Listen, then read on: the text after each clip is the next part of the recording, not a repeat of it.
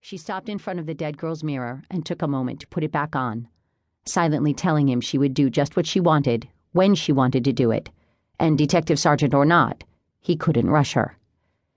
She smoothed her blonde hair with one hand where the hatpin had pulled it loose of the fancy roll she'd done it up into. Then she removed the hatpin, placed the hat on her head just so, and reattached it with the long pin. Memories stirred to life. Memories he hadn't allowed himself for years. How long since he'd been in a bedroom and watched a woman smooth her hair? How long since he'd been alone like this with a woman at all? He knew exactly. 3 years and 3 months in another week. The night he'd sat at Kathleen's bedside and held her hand while the life's blood drained out of her. All because of a woman like Sarah Brandt. But just as he felt the old rage building, she turned to face him. Her expression couldn't be called humble. Sarah Brandt would never wear such an expression. But this was as close as she probably ever came. "Please, Mr. Malloy, find Alicia's killer," she begged him. She didn't wait for his reply, probably knowing he had none to give.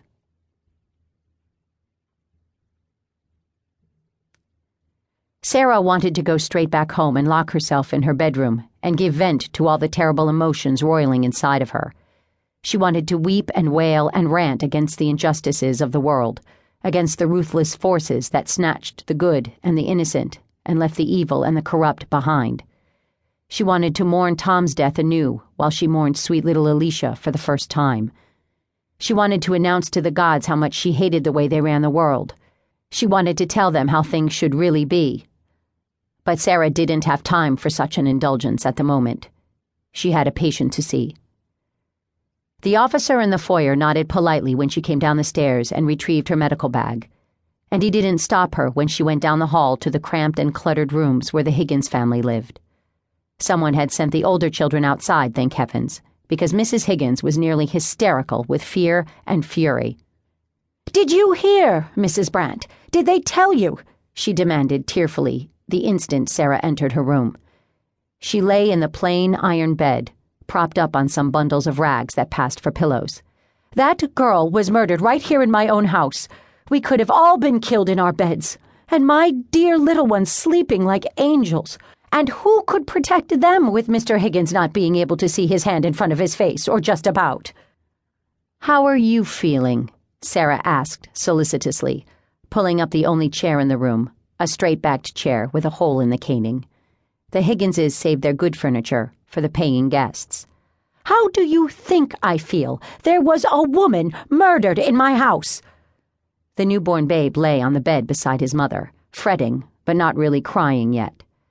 Sarah picked him up and unwrapped him carefully, lovingly. The sight of new life always awed her, this promise of tomorrow, a promise she herself would never fulfill. Fortunately, the baby looked healthy enough, no sign of dehydration.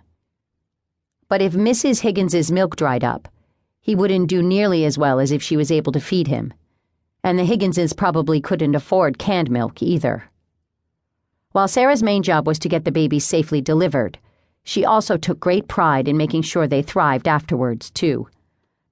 "This is a terrible thing, I know, and you must be very upset, but try to remember that none of your family was harmed.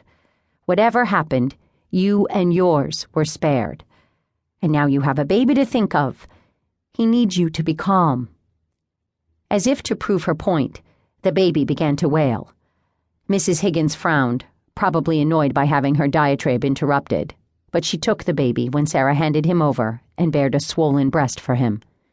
This was her 6th child, after all, and she knew exactly what to do.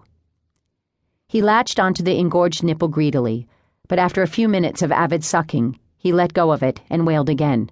"My milk won't let down," Mrs. Higgins said, wailing too. "And is it any wonder? I'm beside myself." "There, now. Just relax.